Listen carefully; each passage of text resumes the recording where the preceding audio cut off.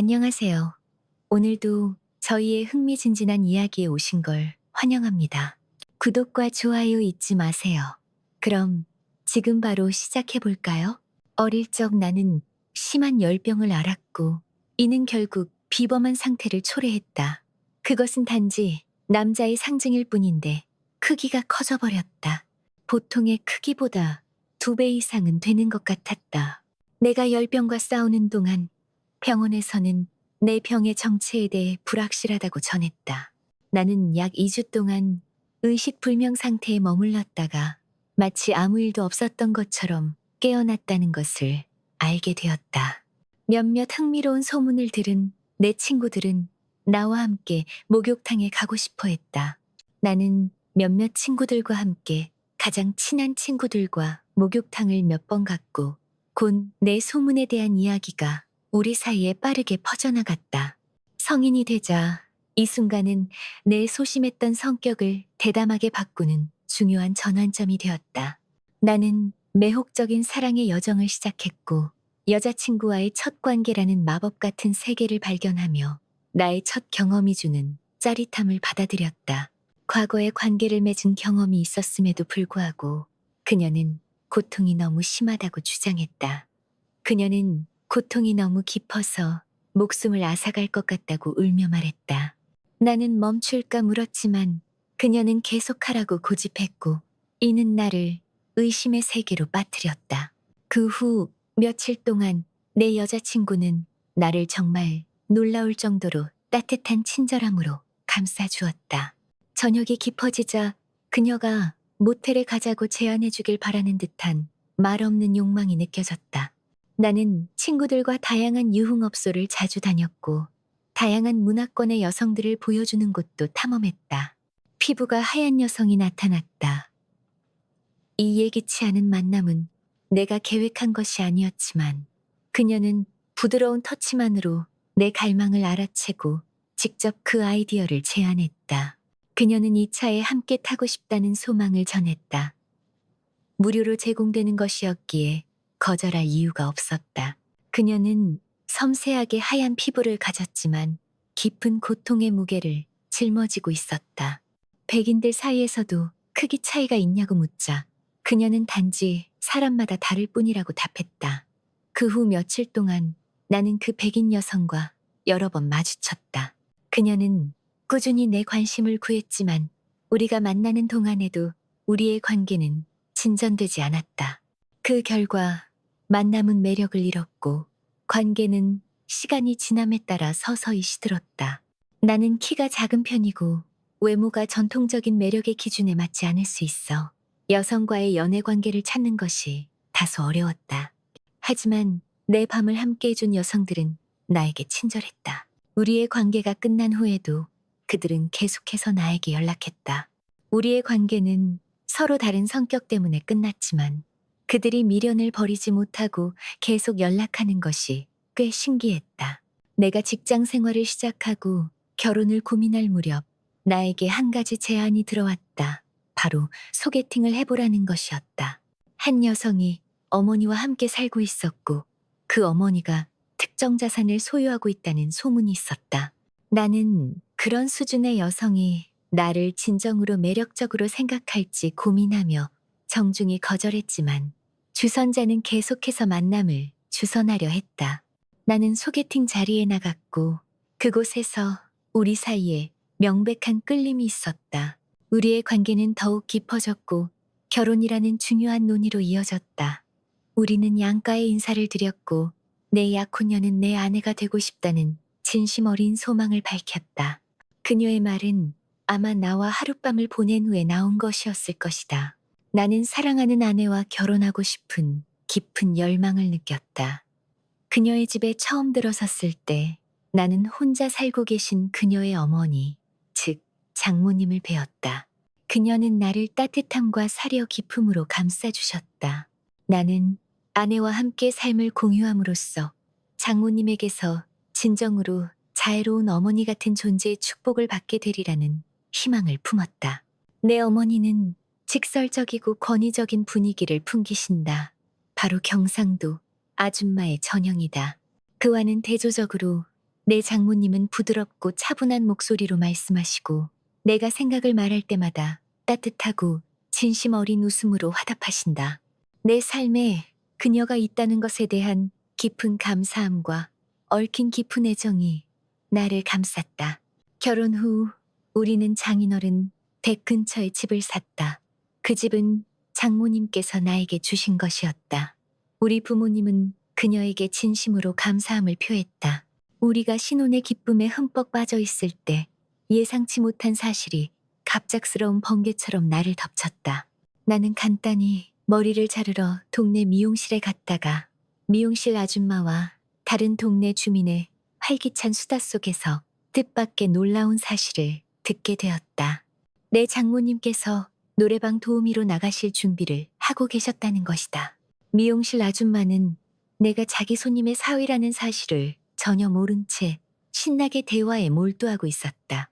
저기, 저 건물 너머에 사는 여자 있잖아. 그 집은 바로 내 장모님께서 혼자 사시는 곳이었다. 미용실 사장님은 장모님께서 노래방에서 남자들과 즐겁게 시간을 보내고 어울리는 것을 보았다고 말했다. 그녀는 그냥 아는 사람들과 시간을 보내는 줄 알았다고 했지만 그건 전혀 사실이 아니었다. 그녀는 그 방에 있던 여성들이 도우미였다고 보았다.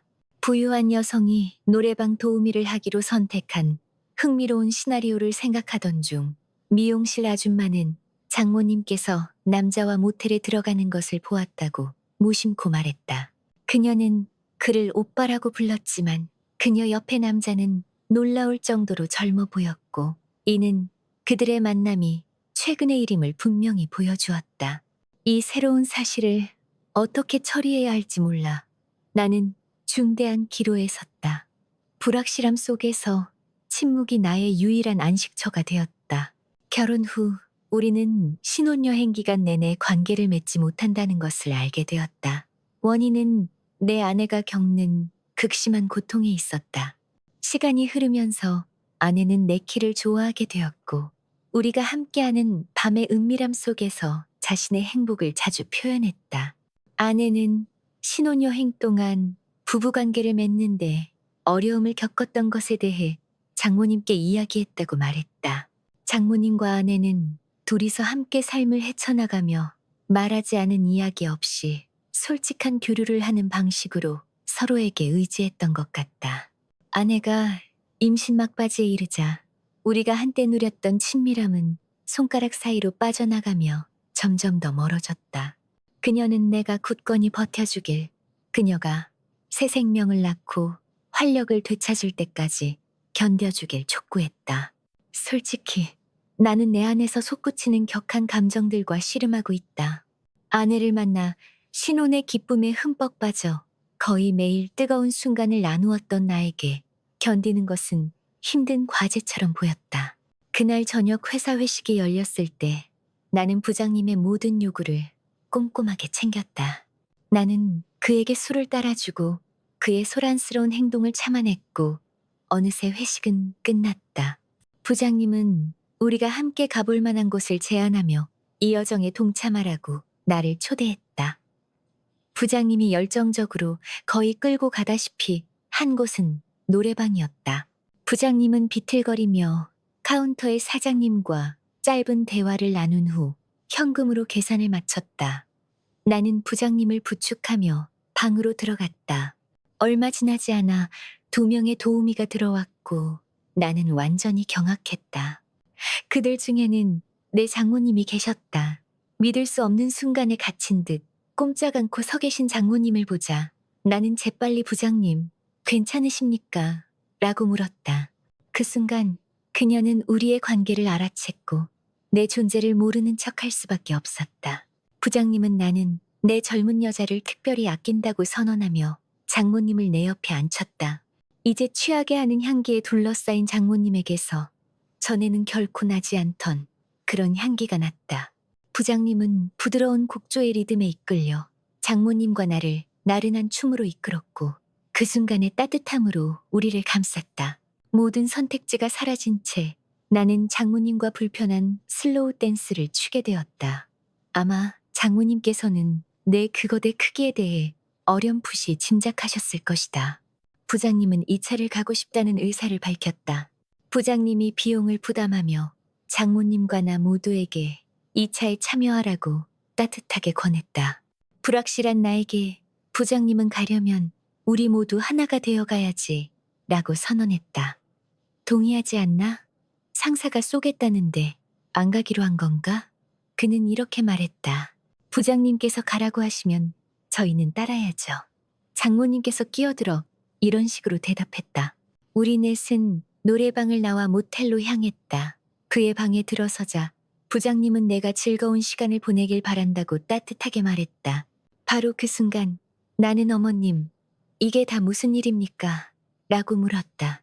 장모님께서는 들어와서 이야기하자고 고집하며 재빨리 내 손목을 잡고 방으로 나를 이끄셨다.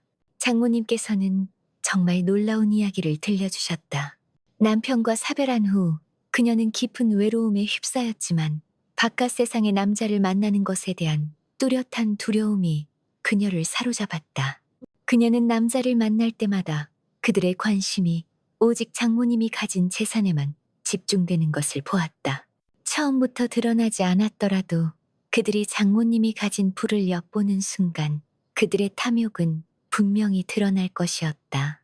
남자를 만나는 것이 점점 더 두려워지자 그녀는 자신이 외로움의 수렁에 빠졌다는 것을 깨달았다.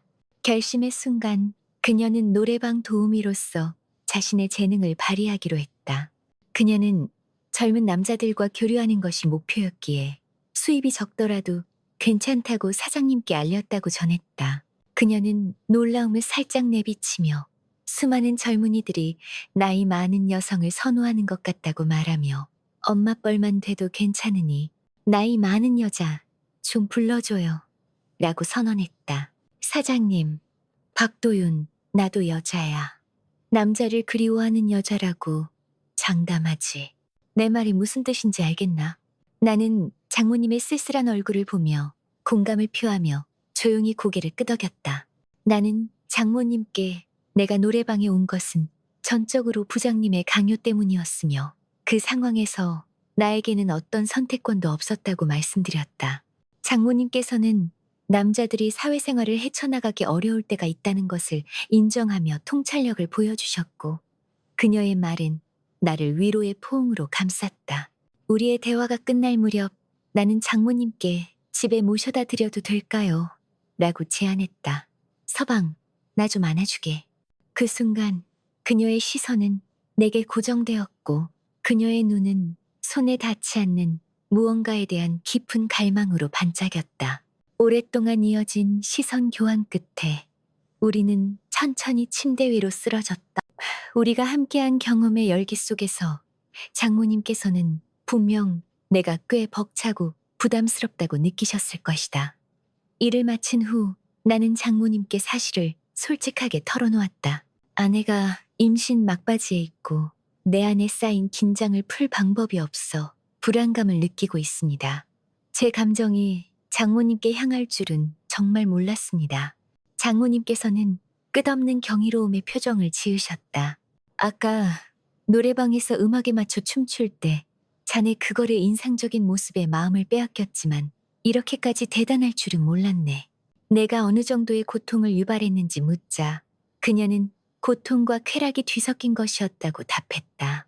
내가 그것의 절반만 들어갔다는 것을 아셨냐고 묻자 장모님께서는 놀라움에 눈을 크게 뜨고 떨리는 목소리로 기억, 그랬나? 라고 대답했다. 그녀는 자신의 딸이 사위를 외롭게 만드는 것이 자신도 유감스럽다고 말하며 걱정을 표했다. 이런 식으로 그녀는 이제부터 그것이 드러나는 것에 동의했다. 나는 생각했다. 장모님께서 내 안위를 챙기는 척하면서 사실은 자신의 이익을 추구하고 계신 거 아닌가? 그녀의 위선에 영향을 받아 나는 그러십니까? 라고 대답했다. 내가 그렇게 해도 괜찮을까요? 어머님께서 힘드실 거라고 생각하십니까? 장모님께서는 힘들어도 어쩌겠나 라고 말씀하셨다. 자네는 그걸 견딜 힘이 없는 것 같아. 이건 사위가 배신을 저지르는 상황을 넘어서는 일이야. 내 모든 행동은 내 딸과 자네를 위한 것이네. 두 번 더 관계를 맺은 후 우리는 모텔을 떠났고 나는 장모님을 댁까지 모셔다 드렸다. 그 후 며칠 동안 장모님께서는 하루에도 여러 번 문자를 보내며 나를 휩쓸기 시작했다. 점심은 먹었나? 건강을 위해 천천히 가게. 결혼 후 나는 장모님께 안부를 묻기 위해 가끔 연락했을 뿐이었고 그녀는 먼저 나에게 연락한 적이 없었다. 그럼에도 불구하고 그 메시지의 규칙성은 장모님께 다른 의도가 있다는 것을 암시하지 않는가? 며칠 후 아내는 장모님 댁에 잠시 머물고 싶다고 말했다. 그녀는 나에게 함께 가서 살자고 초대했지만 나는 거절했다. 나는 잦은 술자리와 늦은 귀가가 장모님께 부담이 될 것이라고 말했지만 그것은 단지 핑계에 불과했다. 나는 퇴근길에 잠시 들러 아내를 보고 내 집으로 향하곤 했다. 장모님께서는 반찬을 가져다 준다는 핑계로 거의 매일 우리 집을 방문하셨다. 내가 그녀의 집에 방문했을 때 반찬을 주셨다면 좋았을 것이다. 장모님께서 우리 집에 오실 때마다 화장을 하고 가장 우아한 옷차림을 한 채로 반찬을 주겠다고 말씀하셨다. 나는 모르는 척을 계속했고 결국 장모님께서 그날 이후로 못했지. 괜찮은가? 라고 물으셨다. 어려운 상황이지만 제게 무슨 선택이 있겠습니까? 바람을 피우는 것은 제가 갈 수 있는 길이 아닙니다. 내 말이 그녀의 귀에 닿자 장모님의 얼굴이 새빨갛게 달아올랐고 그녀는 진작 말했어야지 라고 대답했다. 이건 정말 참을 수 없네. 이러다가는 자네 정말 바람 피우겠어. 그렇게 말하며 그녀는 내 손목을 잡고 침대로 이끌었다. 그 후 며칠 동안 장모님께서는 거의 매일 우리 집을 찾아오셨다. 어머님, 힘드시지 않으세요? 제 존재를 감당하시려면 꽤 힘드실 텐데요. 내가 말하자 그녀의 대답은 단지 전혀였다. 나는 내 사위가 바람 피우는 것을 허락할 수 없네. 그녀의 대답은 칼처럼 날카로웠다. 아내가 아이를 낳고 산후조리원에서 회복하는 동안 나는 장모님 댁에 머물렀다. 우리는 마치 결혼 서약으로 묶인 것처럼 살았다. 매일 장모님은 오직 나만을 위해 몸에 좋은 음식을 차려주셨다. 아내가 조리원에 있는 동안 퇴근하고 집에 오면 장모님께서 따뜻하게 맞아주시며 정성껏 차린 저녁상이 기다리고 있었다. 아내가 아이를 낳고 예전의 모습으로 돌아온 후에도 장모님은 은근히 자신의 바람을 내비치곤 하셨다. 요즘 지연이가 따뜻하게 안아주나? 같은 질문에 나는 짧게 대답하기로 했다. 장모님은 자주 남자는 여자 하나로는 만족 못한다더라며 나지막이 웅얼거리듯 말씀하시곤 했다. 결국 장모님은 외롭다며 나에게 다가왔고 나는 그 품을 받아들였다. 매일 장모님은 내 기분을 좋게 하고 얼굴에 미소를 띠게 하는 응원 문자를 보내신다. 이틀에 한 번꼴로 그녀는 맛있는 반찬을 가져가라며 댁으로 나를 부르신다. 장모님 댁에 들르면 나는 2시간 정도 머물다 집으로 돌아온다. 이제 장모님은 나를 완전히 받아들이셔서 우리의 관계는 스스럼 없이 자연스럽다. 우리의 속궁합이 의외의 방식으로 잘 맞는 것 같다. 장모님과 단둘이 있을 때면 그녀는 가끔 장난스러운 말투로 나를 여보라고 부르기도 한다. 나는 점잖아 보이던 이 여인이 이런 교태 섞인 면을 보일 줄은 전혀 상상하지 못했다. 장모님은 만약 내가 어려움을 겪게 되면 회사를 그만두는 것을 고려해보라고 제안하신다. 생활비는 자신이 대주겠다고